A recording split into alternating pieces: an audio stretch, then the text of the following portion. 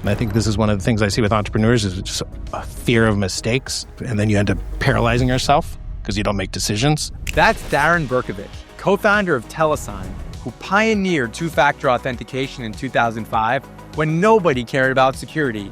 Then, after 12 years, sold the company for $230 million. Do not assume someone is going to knock on your door, which I think today people are generally think, I'm going to post a video on TikTok and like all of a sudden I'm going to get like all these people. Like, you're not. He cold emailed Craigslist CTO, and after implementing his technology, cut their fraud by 99%. I tell people like, go solve these boring, like behind the scenes problems. It doesn't mean your life has to be boring. But like oftentimes this is where the real money is. And walks us through the psychological pressure entrepreneurs face when pursuing a good idea in the midst of constant rejection. There's a huge, huge mental toll that being an entrepreneur places on you, no matter how strong you are. And it can be very, very lonely. And now he mentors USC's next generation while building new startups and staying brutally honest with founders. And then to have to tell them your sales cycle is going to be 3 to 4 years. You're going to run out of money in 6 months. Like, nothing in healthcare is going to get done in 6 months, even if you had a signed agreement. What's up, guys? I'm Jeff. I'm a serial entrepreneur and investor. And on this podcast, I sit down with the world's top founders to unpack how they actually build, scale, and think to help entrepreneurs get the tools and inspiration they need to succeed. What is, like, take me back to before TeleSign. What were you up to? What were you doing? Were you in school, first job? Let's go straight there. Yeah. So I graduated from USC in the business school, and I always knew I wanted to be an entrepreneur. I told my parents, hey, can you give me the tuition instead of sending me to school? They said no. But I said, when I graduate, I want to be an entrepreneur. I have no money, but I want to be an entrepreneur. So I found at the time, and I like to tell people TeleSign was BI before iPhone. So this was 2005. I found an accelerator in LA. There were basically two at the time. It's basically Idea Lab in Pasadena and a few small ones. And I found one, and they paid us enough. I lived at home for a little bit and then made it work, paid us a little bit to incubate ideas. And we tried a number of things, and TeleSign was one that we started, and it very slowly took off. And I like to tell people this. So we started TeleSign in February 2005. It wasn't a real business until 2008. So we went 3 years of just, I don't have to tell you guys, horrible. I mean, really, really bad. I was living at home. There was no external validation. People were saying, no, we don't need this. Really, really hard. So when sometimes I meet entrepreneurs, I'm like, I've been doing this for 6 months. It's too hard. I'm like, yeah, I mean, this is what you signed up for. Like, you're not going to get external validation. Like, it has to be totally internal. So 2008, we signed our first big client. And then from there, it was, we raised our first big round in 2012. We raised 30 million. And then in 14, we raised another 50 million. The company ended up growing to about 450 people all over the world, offices all over the world. And then we sold the company in 2017 to a Belgian telecommunications company of all things. Very random. That's a whole separate story. I, as you can imagine, did not want to stay there past the time that I stayed for about 8 months and then left and have been doing my own thing. And like I said, this is my favorite thing to do. I also work at USC has an accelerator in Marina Del Rey through their engineering school. And if you're interested in that, come talk to me about that. They take no equity. You get office space, mentorship, but they do a very poor job at marketing. So it's typical at USC, which I really enjoy. And then I do my own stuff, my own startups, my own investing. But like I said, this is really what I enjoy doing the most. So what was the original idea? And how do you come up with that idea? Yeah. So the original idea, again, you have to put yourself in the 2005 mindset. Some of you, I don't know, may have been 6 years old at that time, where security is going to be a big problem on the internet. Now I say that, and of course, what are you talking about, Darren? That's the biggest, we hear about this all day, breaches, all this. At the time, it wasn't. No one was talking about security. And we said, you're having everything stored in your email. What if someone breaks into your email? Literally, your life is over. So we said, how can we protect people in a way that takes it out of the internet? And the original idea was you place an automated voice call. This was before SMS. And you send someone a code and you enter it in. And that's it. And you verified. Now everyone takes that for granted. You're like, yeah, I already got verified 3 times this morning. At the time, no one was talk about that. So that was the original idea.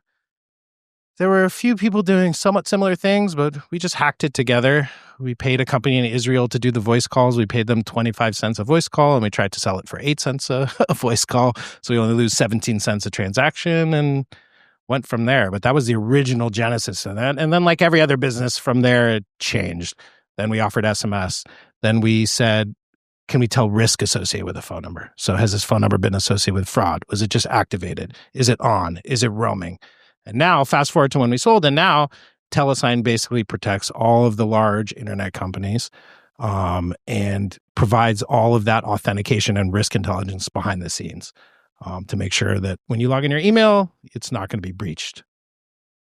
So in those first 2 to 3 years where you're preaching to the world that we need to be more secure and you're constantly said no to, how was the psychology behind you? You had 2 co-founders. What was that like? How do you push through it? It's a good question. To be honest, partially, I don't know. Like I said, no external validation, and some people being quite mean. I mean, we would have people like, go get a job. Oh, this is horrible. This is never going to work. People being very upfront. I think always in the back of my mind, number one, I always knew security is going to be an issue. It may not be an issue now, but like this is just human nature. Like thieves are going to come. People are going to do bad things. So we're a little bit ahead of the market. So I think I convinced myself of that. And then 2, having co-founders helped. Bringing a lot of humor to a really horrible situation helped. And trying to get like really little wins. Even if the win for the day was a guy called me back and I got to pitch him. Okay, it's not much, but it's a win. And just kept going. And like I said, 3 years were really hard. And then when we got our first break, then I could like exhale and say, okay, one company believed in us. The first company was Craigslist. We can ask me, how did a company like Craigslist take a chance on a startup? And from there, once we did that, all right, if it's good enough for Craigslist, it's good enough for anyone. And then that's when things really go. So I like to tell people, you have to find your first Craigslist. You have to find your first company that's like going to take a fly on you, take a chance on you, and go from there. If we were to zoom in on that deal, how'd the relationship start? How long did it take? What were some things you needed to get across, lines that you had to get across to even close it? That was very interesting. So we had no money. So how did we market? And it's funny when people come to me, I need to have a marketing plan. I need $50,000 a month. I have to do Google AdWords. I have to do this. I'm like, no, you don't. Like your marketing budget is 0. Go make it happen. What we did is we sent cold emails. It's free. Essentially, you gather the emails yourself or you pay someone overseas and you gather emails and you send LinkedIn messages. So that's what happened. So I emailed myself, the CTO of Craigslist, found his email. I emailed him. He hit me right back. I'm like, whoa, okay.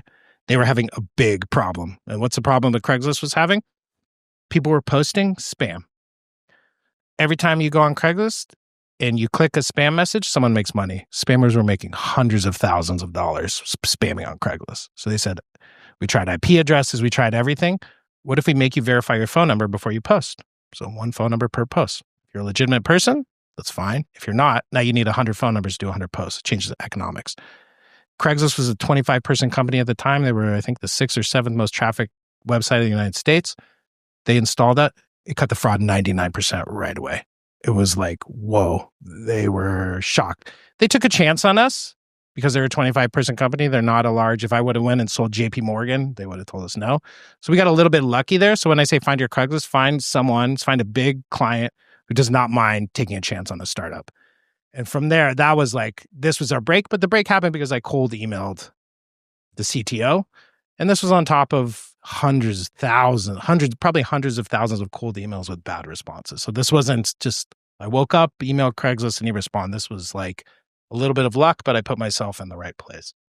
So you'd think this would set you guys up to win for the next 5 years, but you're still a small company.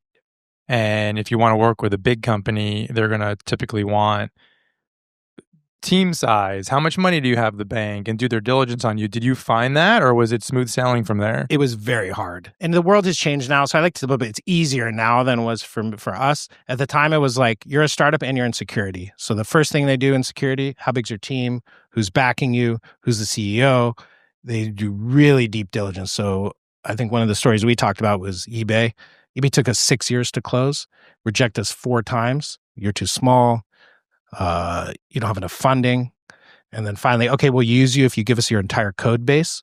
What do you mean your entire code base? Well, if you got a business, eBay needs to operate. So if one day we wake up and you're not there, we can't have eBay be down, meaning you have to give us your code so we could run it. Because essentially, we're at the login and registration stage. So if we go down, your website's down. If we go down, you can't log in your Gmail. So it is, you understand it, like they're going to really vet you hard. So it was very hard to work with these big companies. But as you go, like everything, you make a little bit of progress and you get companies that don't have as high of requirements, but banks are the worst. I mean, if you're going to get into these industries, you have to know that's what you're signing up for. And it's funny when people come to me and they're like, I'm going to sell to banks. I'm going to sell to healthcare. Healthcare is just as bad as banks. How much runway do you have? 6 months? Okay, what's your pipeline? We're having a few initial conversations. And then to have to tell them your sales cycle is going to be 3 to 4 years. You're going to run out of money in 6 months. Like nothing in healthcare is going to get done in 6 months, even if you had a signed agreement. And they kind of look at you. What do you mean? No, they told me. My sponsor told me. So it's hard. So it depends on the industry. Hopefully, a lot of you are working in industries that aren't quite this bad, but security and healthcare are pretty much the worst. I just want to take a moment to talk about something that's really important to me and something I've been working on for years. If you like these conversations with founders, the mindset shifts, and the real questions behind building companies, I go much deeper on all that in my book, High Five Energy.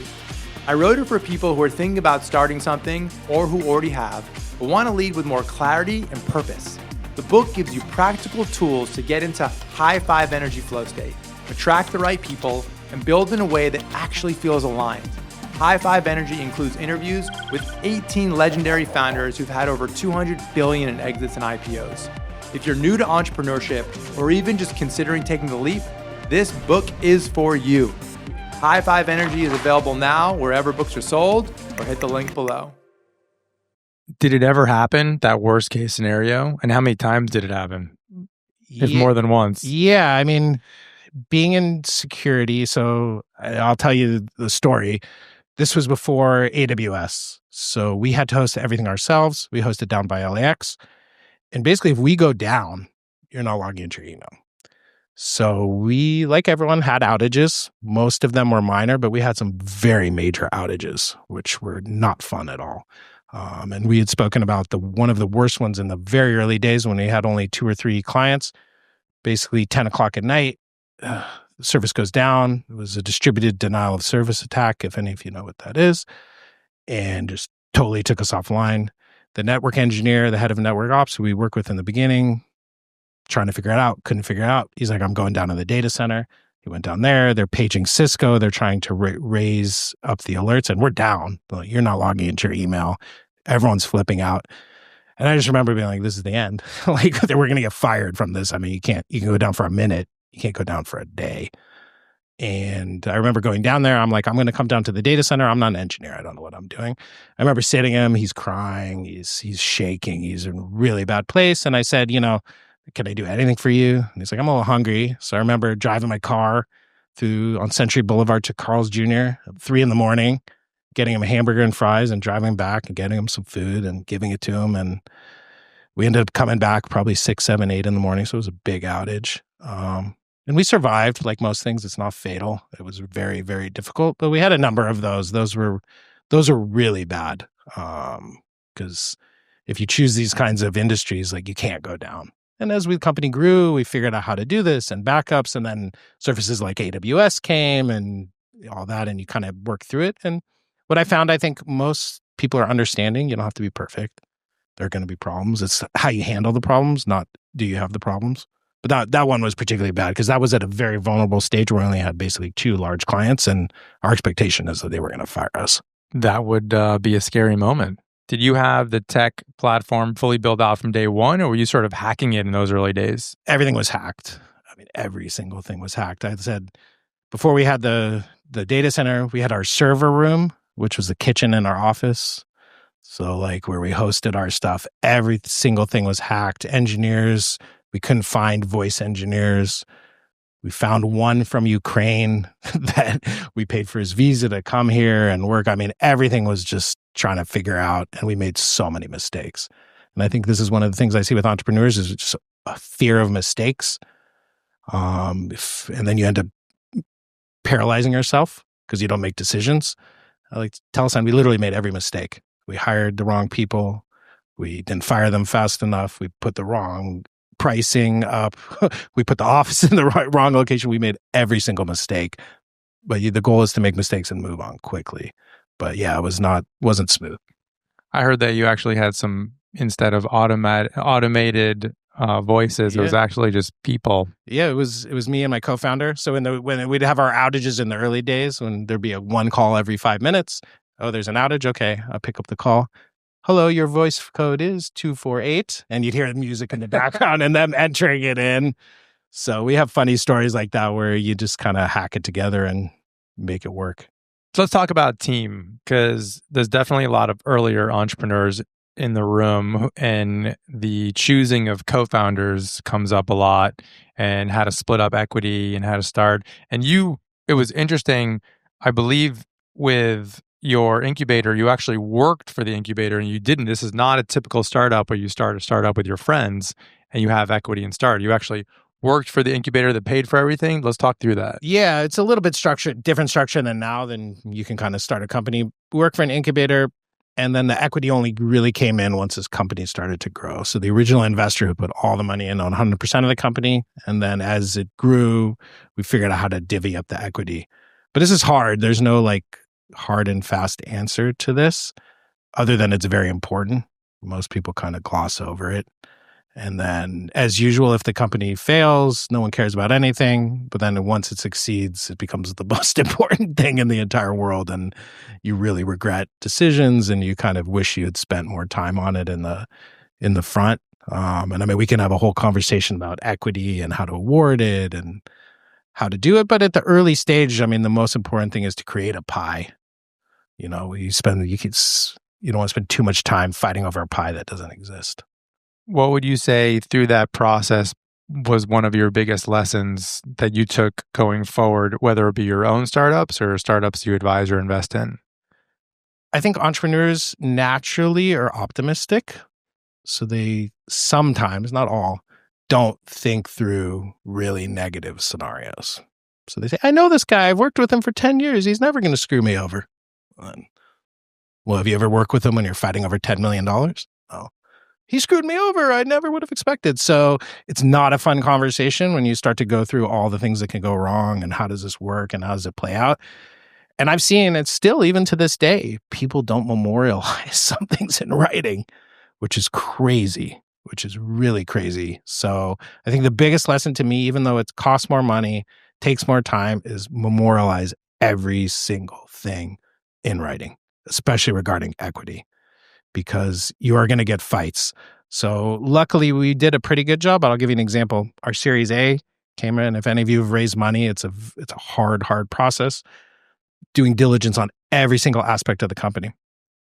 And they came to us and they said, things are looking good. The software engineer who built this piece of code 4 years ago didn't sign an inventions agreement.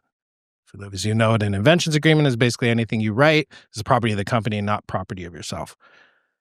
And he held us hostage because of error. We thought he had signed it. And he knew, oh, this company's raising money. I don't have to sign this. I want money.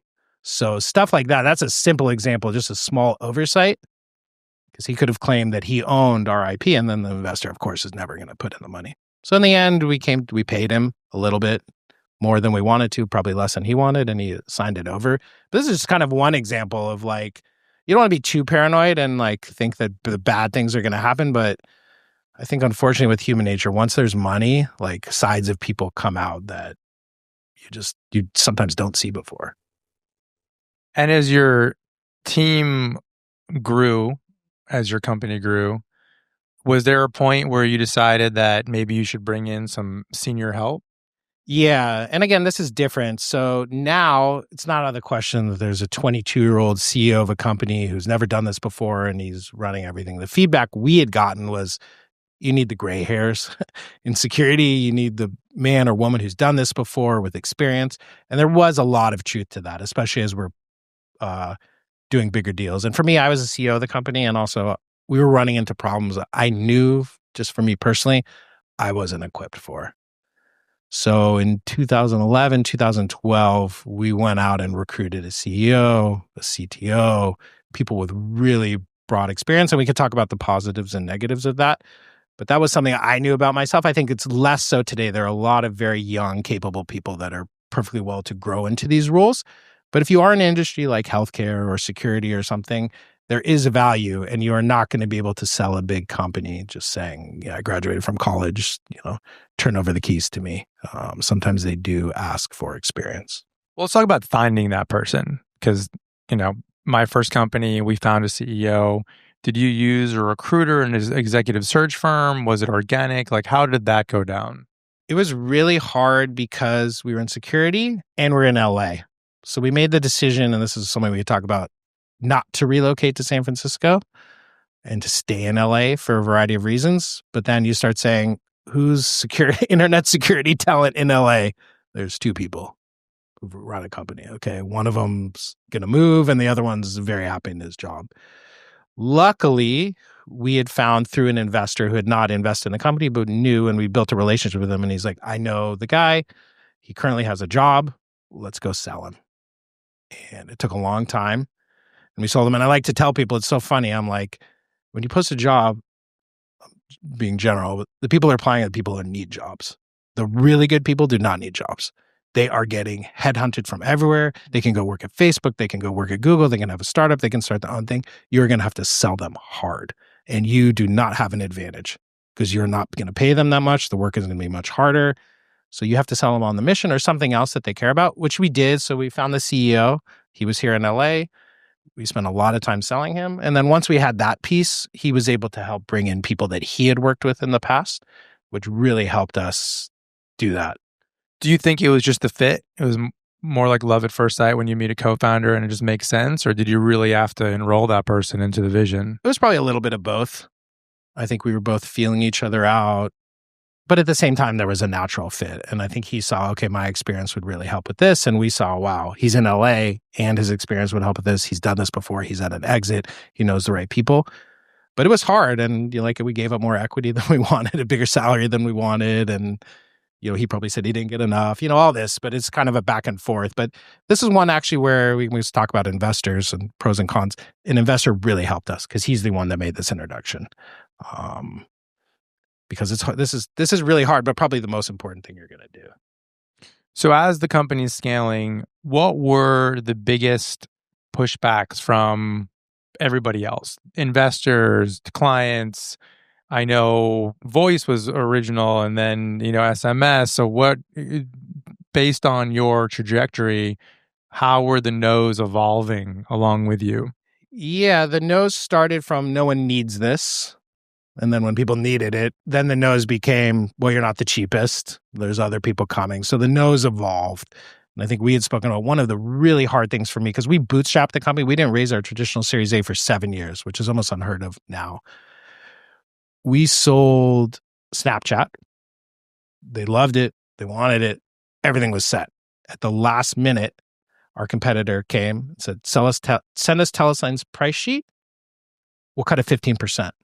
No matter what you send it to us, we'll cut it 15%. We said, okay, go tell the CFO.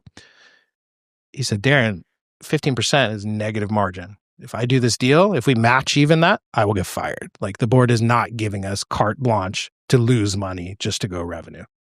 And that was really hard because there are companies, Silicon Valley backed companies, their board tells them, I don't care if you lose money. Go win deals. Go top line revenue. Our board did not do that. Specifically, you say, is that right? Is that wrong? Should we have done it? All this. You can debate that. That was really hard. So the problems just change. So it became less of, no, we don't need this, to hyper competition. So to give an example, what we sold in 2005 for 10 cents, in 2015, we sold for half a penny or less. So 20x price compression in 10 years. But the market exploded. So, the problems just changed over time. Did anyone ever say SMS isn't going to be a thing? Oh, yeah, we heard that over here in 2008. SMS is going away. No one's going to use SMS. WhatsApp is taking over the world. No one's ever going to send a SMS again. It's legacy, all this. SMS is bigger than it's ever been. We would have board meetings. SMS is going away. The company's threatened. What are we going to do? All this. And I think the lesson I learned from that is, like most things are not true like that. You kind of have to really take a step back. And these like crazy fears that people think don't usually come to fruition. But that was a big one. And the investors, is SMS going away?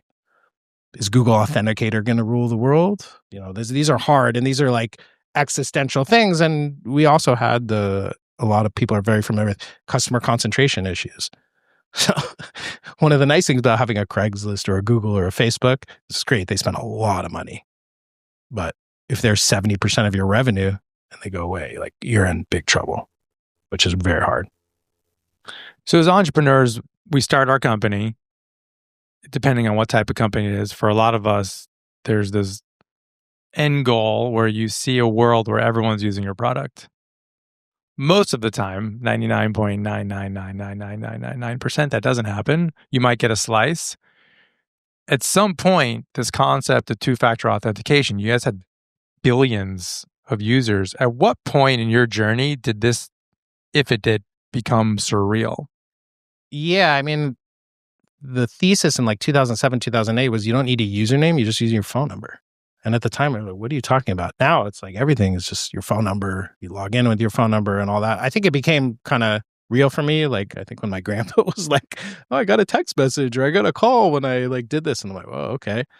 And then seeing basically the username being replaced by the phone number and every single thing around the phone number, now people take for granted. But at the time, it was not, that was just kind of almost a dream, which was cool. And people often ask me, like, why'd you get into SMS, two-factor authentication, and it's boring and all this, which it is. But I kind of like things that are not sexy and not upfront. And I think I tell people, like, go solve these boring, like, behind-the-scenes problems. It doesn't mean your life has to be boring.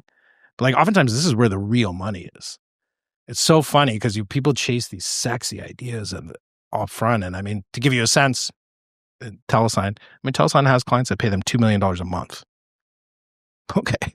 Like that's real money. There is real money in solving big problems that are not sexy, that you're not going to read about on TechCrunch and that you're not going to get, quote, excited about. But the good thing is there's less competition too. People want to work for like sexy, exciting things. For me, I'm less about, I'm like, if there's a great problem that you can solve, and that's why I also like B2B. Because there's real money involved. It's not like, oh, we're going to build an app and we get advertisement and monetize. It's like, no, I'll get paid, which is really nice. This was your baby. This was your idea. What advice do you have to entrepreneurs when they're thinking about their idea? Some people it just might be their passion project. Others are more inclined to think about the market and the money. Like if you look at the pie, where does your advice lie? It's hard because you can't separate it. And it depends on what stage of life you are in too. So if you're married and you have kids and you have other people to support, it becomes a very different calculus than I'm 21 and it doesn't matter if this doesn't work. So when you hear the advice like the money doesn't matter, just follow it, it's bullshit.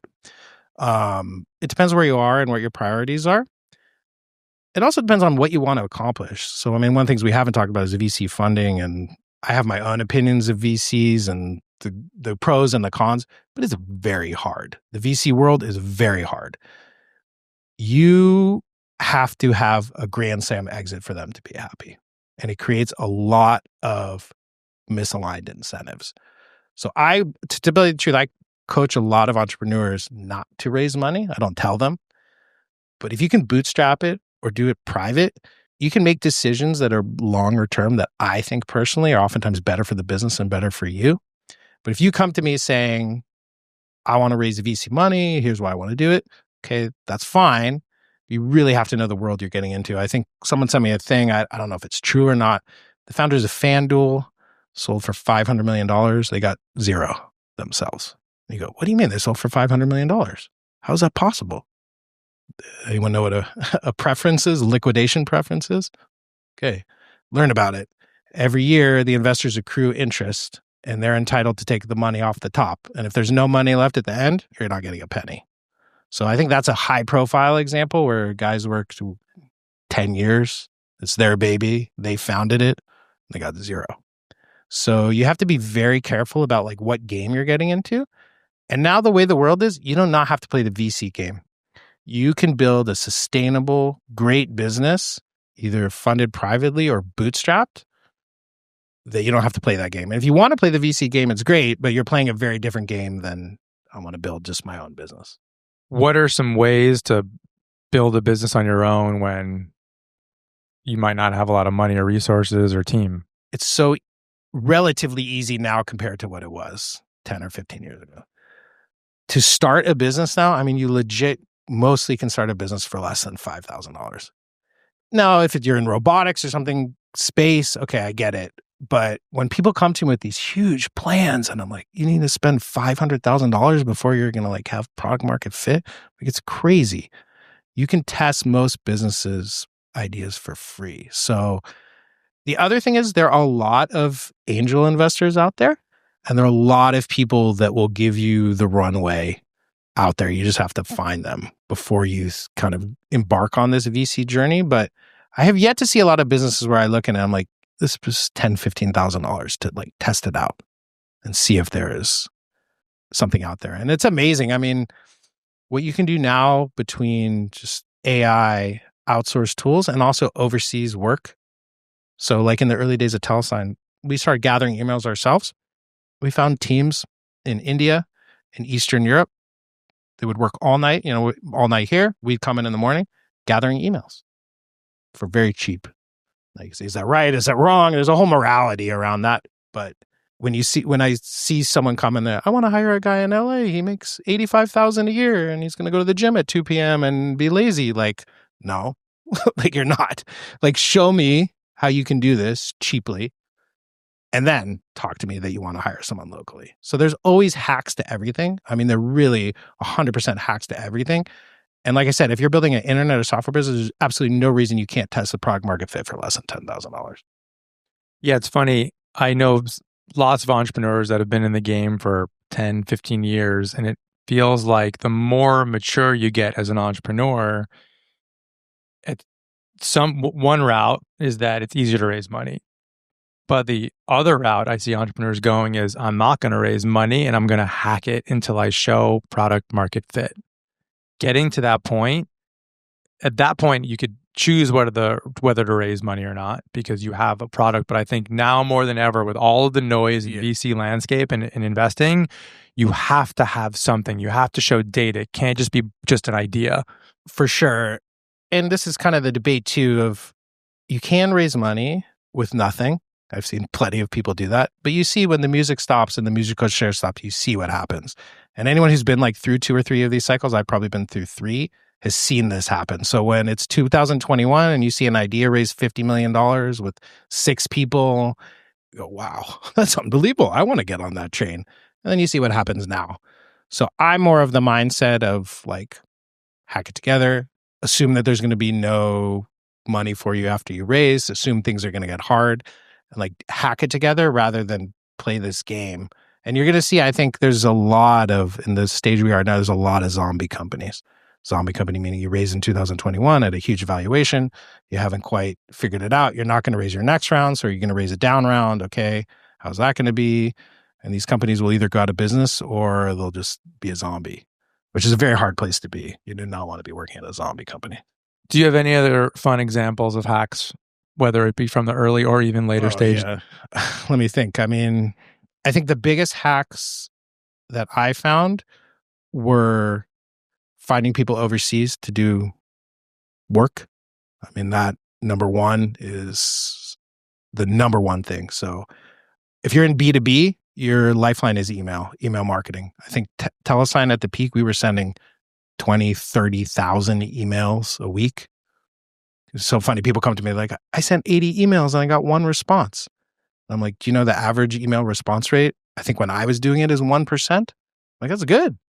So they think I sent 200 emails and one guy did a call and nothing happened. I'm like, you need to send 20, 30,000 emails. I mean, this is literally the number you're playing at. So the number one hack, overseas work, and then figuring it out. So like marketing and sales. I think the other thing that doesn't work so well in B2B, but I've seen work in B2C is free press.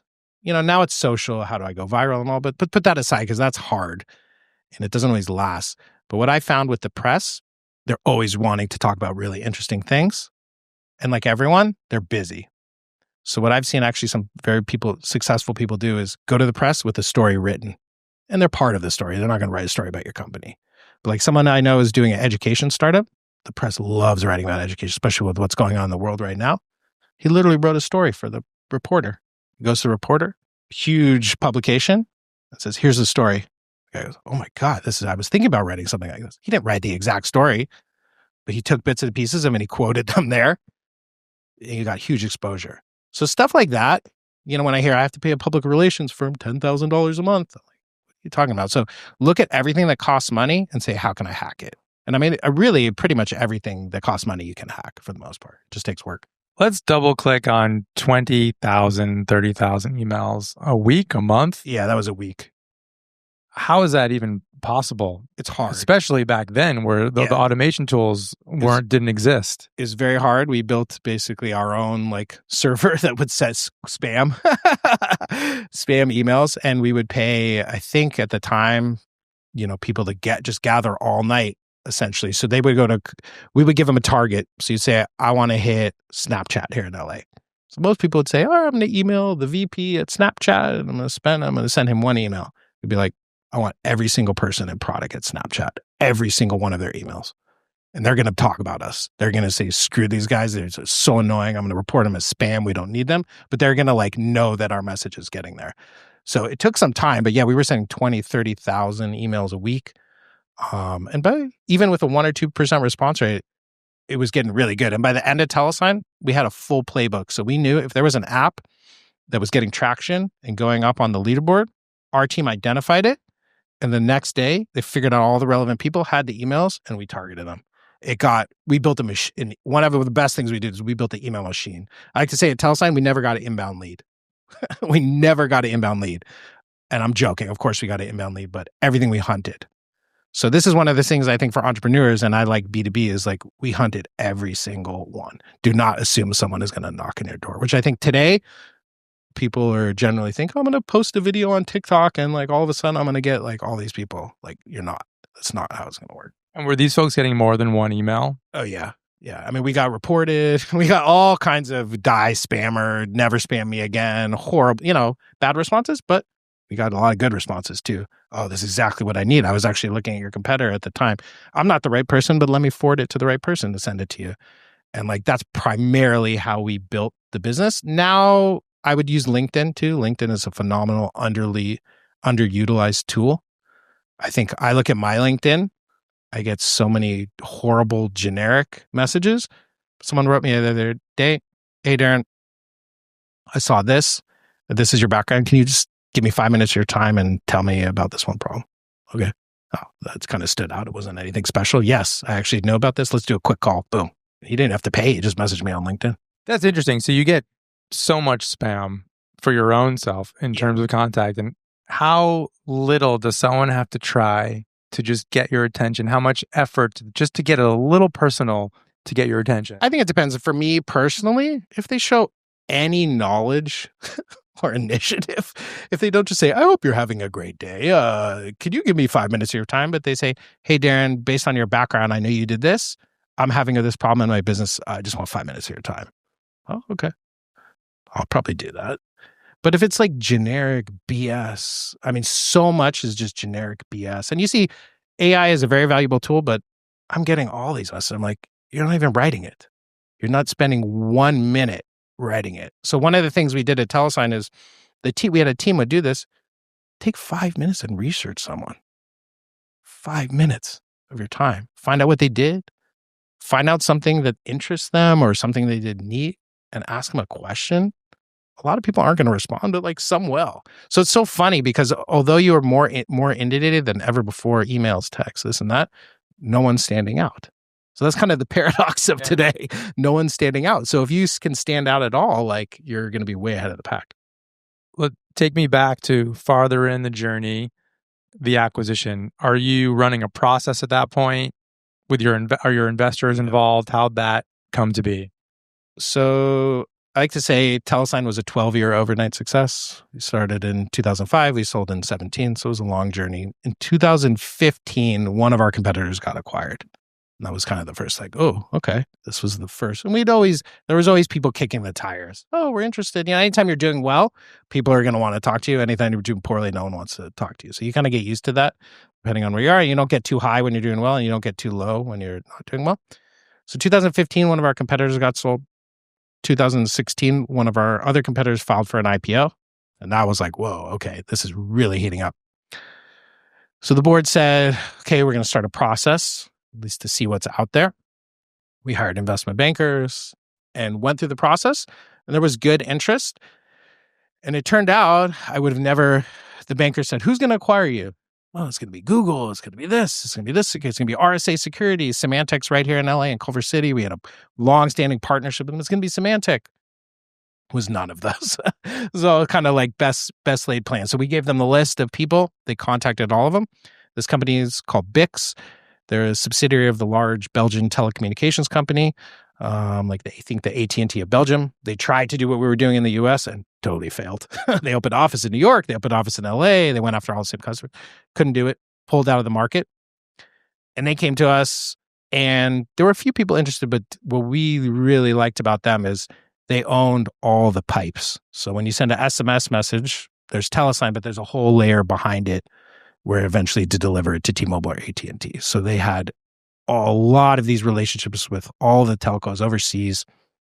They do a lot of their business was, so you hop on a plane at LAX, you land in London, you turn on your phone, and you just take for granted that your phone works. It's roaming. There's, again, talk about not sexy behind the scenes, huge business. How the carriers pay each other when you're on the local network. How much does AT&T pay to do that? BICS does all of that everywhere. Huge business. And they looked at it and said, with what you guys have built and what we built behind the scenes, we can combine this into something really awesome. Which it actually, and looking back on it, ended up working out really well. TeleSign is still going strong. They're doing really, really well. Most acquisitions fail within a year. Most of the acquisitions fall apart. It actually worked out really well. So, any huge takeaways? Give me. Yeah, from the acquisition that you wish you knew prior to going into it. Like one of the largest lessons learned about that M&A process. We had some unique things because we're in security. We had to file for something called CFIUS, which is the Committee on Foreign Investment in the United States. So if you're acquired by a foreign company and you're in a realm that has national security implications or security implications, you have to file for this. Put that aside because that's not normal. But I think what was very hard in my lesson learned was how long it took. Basically a year total, and how vulnerable you are at that time. So we got to a point, you tell all the other people no, the process is over. You signed a definitive merger agreement. Now you're down, but that doesn't mean you're going to close. And one of the things that can be very clear is if you don't close, there's a stain on you. What do you mean there's a stain on us? It could be for no reason. You could close for the stupidest reason. There's like a stain, like what happened? There must be something, and it could hurt you for a long time. So that was very stressful. And it was very stressful too for employees because you're in this limbo phase. And it became, I think, especially as the company grew, is how do you retain and attract good people is always a problem of every startup. But everyone was like, do I have a job at the new company? Am I going to go to a startup? It became this really, really difficult limbo phase to manage at the same time you're running a business, which was really hard. So I think if I had to do over, I would figure out or try to do it in a shorter, compressed time frame because that was really hard having it be that long. I always ask this at the end of my interviews. What advice do you have for the entrepreneurs that are out there, whether they're thinking about quitting their job or they're in the middle of it right now and they just started and they're a few months in? Yeah. Give me some words of wisdom. I think the most candid thing, because I do advise a number of entrepreneurs, and I'll tell you all to read an article. It's dated now, but it's called The Psychological Price of Entrepreneurship. Because everyone sees, especially with social media, I'm meeting with this VC and I'm flying here and my company's sold and I have all this money and everything's so glamorous and great. When in reality, that's about less than half of 1%. And the psychological price of entrepreneurship talks about, I think he was a CEO of a company, I think here in LA, and one of his friends who was a CEO committed suicide. And he said, whoa, everyone is sweeping all of these things under the rug, and I'm not going to do that anymore. I'm going to talk about it, how horrible it is, anxiety, depression, feeling bad, feeling like you're a failure, all of these things. So there's a huge, huge mental toll that being an entrepreneur places on you, no matter how strong you are. And it can be very, very lonely. And I think that's why places like this, or I tell people, get to an accelerator for no other reason that you surround yourself by people doing what you're doing, because it is so hard and you are lonely. So you're going to go tell your family and friends all your problems, and they'll sympathize with you, but they won't really understand. You'll tell your friend who's an investment banker, I'm having trouble, this, that. Oh, I'm sorry. And he gets his $200,000 bonus. Everyone's going to be nice, but they're not really going to understand. The only other people that are going to understand are people that have done it. So that's the biggest takeaway for me, is like the mental health piece, and like surrounding yourself with people that have been through this. Because like at the USC incubator is really interesting for me, because it's super early stage. It's from probably like here, people with, I have a job, I have an idea, to like, I've raised money. So there's a gamut. And on any given day, it's companies blowing up. We need a bigger office space. We're raising money. I'm traveling here. I'm traveling there. To the flip side is we're shutting the company down. I need to go find a job, and everywhere in between. So no matter what stage you are, if everything is going great, there's someone who can help you with that. Because by the way, when it's going great, there's going to be a time when it's not going great. And on the flip side, if things are going really bad, and the worst possible case in a startup is we all have to shut down and we go and find new things. Like there's people who've been through that. Any entrepreneur has been through that, and they know, okay, here's what you do. Here's how you like psychologically boost yourself up. Here's how you wind down orderly. Here's how you like take the lessons learned. So if you realize that, then you realize like no matter what happens, if things are going bad or if they're going really well, or if it's somewhere in the middle, like there's someone that can help me and I'm not just alone. That's definitely the biggest piece of advice. Let's take questions from the audience. First and foremost, I appreciate both your time. People are the hardest part of business, by far. And I'm curious, especially in terms of recruiting, and especially in terms of recruiting overseas, what sort of framework or thought process do you utilize?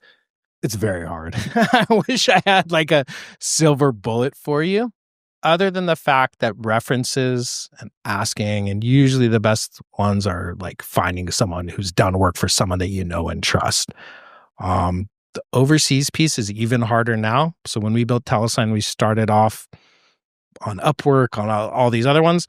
By the end, we had 200 people in Belgrade, Serbia, which was a fantastic place. If you've ever been, great talent. But it's hard. I mean, it's really, especially now, as you said, the people piece is the hardest part of any business. And I think finding a reference or someone that you know who can vouch for someone is 90% of it. There are very few people, it happens, where you post a job ad and they come, and this does happen, and everything turns out great, versus this guy worked for this person. She told me that this guy's a rock star. I trust her. Boom, make it happen. So we can talk if you want after about overseas, because there's a whole piece of that, but it's much harder now. The world is really flat on the overseas thing, and there's a lot of companies trying to do that, but it can be done. It for sure can be done. And, LA is a fantastic place. I live here. I think LA has a very big future, but hiring in LA is hard. I mean, it is so hard. Hiring in San Francisco is hard. Hiring in New York is hard. It is really, really hard, and expensive. And the work-life balance expectations don't always jive with startups. I just had someone tell me they hired a salesperson, $175,000 a year, OTE of another $175,000. So, $300,000 OTE, which is probably common for that industry. The guy's checking out at 2, 3 o'clock, taking a Friday, doing this, doing that. Like, which is fine if that's like going to work. But in a startup, depending on what stage you are, like that's not going to work. And he's having to like work through that, which is really difficult. So it can be hard, especially like I said, in LA and New York and San Francisco, to find good people, but it can be done, for sure be done. Thank you. Yeah. Hi. So what was your involvement in product development? Like, were you on site in Serbia with them, or were you getting it developed through somebody? So in the early stage, we weren't in Serbia. We were here. I'm not a coder, but I like to say I know enough to be dangerous, and I know enough that you're not going to totally BS me. You may trick me a little bit, but you're not going to totally trick me. So in the early stage, it was more from me, managerial standpoint. My other co-founder was way more technical. So she was able to really like own that piece. As the company progressed, and you say we had 200 people in Belgrade, Serbia, why do we choose Serbia? We could have that whole conversation. Serbia, unbelievable engineering talent, unbelievable, perfect English. People, Serbia was 30 years ago in a war. So people that grew up with their parents in a war who are unbelievably grateful for a job, who are trying to better themselves, who are hungry. It's a great, great place. It's not now Microsoft's there, Facebook's there. It's become competitive. But to give you a sense, when we were there, 1/10 of the cost of the United States for an engineer. So it has its own challenges. You have to find a country manager. You have to manage people. You have to have local people. But the world being flat, like, it opens up opportunities for you like that, where you can find and kind of hack together things. But product and engineering is very hard. You need to have really good people, and you need to be able to move quickly. I think for startups, the number one mistake I see in the engineering and product side is not moving quick enough. I mean, I can't tell you how many people, Darren, my product's not ready yet. I just need this. I need a month. And the month means 3 months. And then, okay, your competitor's already out there in market. So like moving quickly is like the number one thing in product and engineering. It's the biggest mistake people make. How do you improve the quality of investable ideas? So I'm an angel investor. I see maybe 150 deals a year. I invest in 4, not because of capacity, but this happens to be that they're past screen. And that hasn't changed over time. I've been You doing mean this they're not a good ideas, most of them. Yeah. and been doing this for 15 years. And you've seen this on both sides. Yeah. How do you improve the quantity of investable ideas? And what advice do you give sort of founders to go, think through it so it can be an investable idea? So I think on 2 standpoints. So from your standpoint, from an investor standpoint, what I found in my own investments and seeing is networks. So meeting more people, I think, is the biggest thing for me. So I'm part of the USC incubator. That gets me access to the early stage LA network. I pretty much, if anything's going on. And the great thing about USC, it's at a phenomenal engineering school. So most companies in LA are hiring from USC. So I'm able to get in there. And then I'm constantly networking and meeting people and then evaluating, who's this person? Do they have a track record? If they've done, and they send me something and say, yeah, this is really good, I'll really look at it versus just here's a deck. So I think the best thing is network. Then from the flip side, for entrepreneurs, I think it's so funny because having been on both sides, the entrepreneur side and the investor side, but you have to put yourself in the investor's shoes. We joke about it. Every single deck I get has the 4 quadrants and their company's in the top right and no one else has touched up. It's the funniest thing I've ever seen, which is not true. Let's be honest. The best decks and the best pitches are ones that are actually brutally honest to a degree. You want to be positive, but brutally honest. So you have to put yourself in the investor's shoes. There's oftentimes going to be a mismatch between the entrepreneur and the investor. It's your baby. The investor's never going to understand. I've been there, but the investor is there to make money. And you really need to button that up. I think the biggest thing of pitches that I see, there's no good monetization plans. That's the biggest, or the assumptions are totally incorrect and they never come to fruition. So the best pitches that I see are ones that are more based in reality. So I don't have a pricing model figured out, but here's how I'm going to figure it out. Here's my 3 clients. Here's how much they're paying it. And here's how I'm going to get them to be paying more. That's way better than, all right, in 6 months, my sales is going to be, everyone has that graph too. It's the same thing. Like, my sales are going to be $1 million this year. Years later, it's $200,000. So I think you have to put yourself in the investor's shoes and ask them. And I think this is the other thing. There's a huge difference between an angel investor and a person on Sand Hill Road and a VC. And if you really dig into that world, and we could talk about, anyone wants to talk about that, like how the economics work for VCs, and you really have to hit a grand slam. That's what they're looking for. So you have to build your deck and your business around that grand slam and be prepared to do the things required to make a grand slam. personally, for what you're willing to share, what have you found over time that you leaned into, whether it was meditation, physical, nutrition? Like, what are I wish I could say I did this well. I think I've gotten better over time. I think the biggest things for me are humor. I think that's one thing I mentioned is like trying to find some happiness or humor in like really bad situations, because you're going to have a lot of those. And working out for me personally, even if I didn't feel like it, even if it wasn't, I'm going to go to the gym for an hour, even if I went for a 15-minute walk, doing something like that, and then talking to other people. But it's hard. I think one of the really things about a startup naturally happens is it consumes your life. Really does. And I think there's part of me that also realizes like not to fight that. Like, yes, take care of yourself, but like know what you're signing up for. And if it's not for you, that's okay too. And if it's not for you, or there's a middle ground, meaning I tell sometimes a lot of entrepreneurs come to me, they want to start something, and I tell them, you're so passionate, you're a smart person, you're a smart woman, smart man, like go buy a business. Like you could buy a business. Everyone wants to sell their business. There's so many people that are unhappy, they want to leave and all this. Like with your skills, you could buy a business. It's paying a little bit of money and grow it. And you're not taking the same level of risk as like, I'm here with an idea and I'm going to start from nothing. So there's a middle ground, and you have to know yourself. And I think knowing the stage part of life you're in too, I think is different. Like I'm different. I have kids. My life is very different than it was 15, 20 years ago.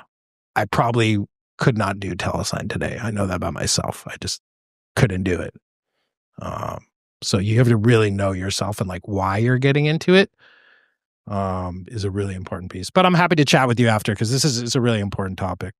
Did authenticity play a part in success or in your whole journey? Yeah, I think it does. I think one of the things we had talked about is there's so much BS, so much inauthentic people, and everything is just so bad. And one of the deals that I won, I remember, I didn't present them the pricing. I didn't do this. I just tried to connect with them on a human level, and it naturally worked. Some people you don't vibe with and some people you do vibe with. So there's a natural vibe. And I just remember connecting with a human level. We didn't even talk about business, and we won the deal.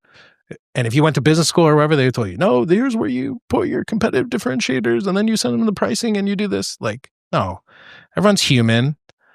Everyone's kind of has the same fears and wants and all that. So the authentic piece is super huge, and it's very big as far as hiring too. No one wants to work at office space. People want like a mission and a meaning, and to work with good people and inspiring people. And also, I think we had talked about one of the things, to work with people that are going to be there when like stuff is going wrong.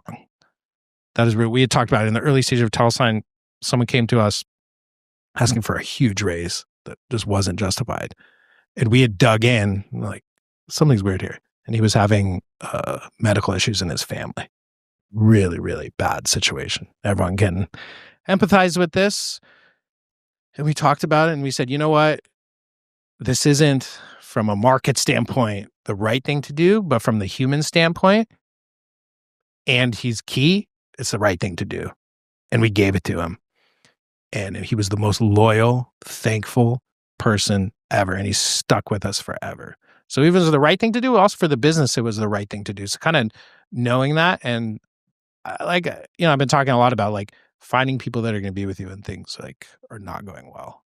And that's how I see it. And that's seeing that now, because that creates such strong relationships. So people that I have these strong relationships with, I trust, and they trust me.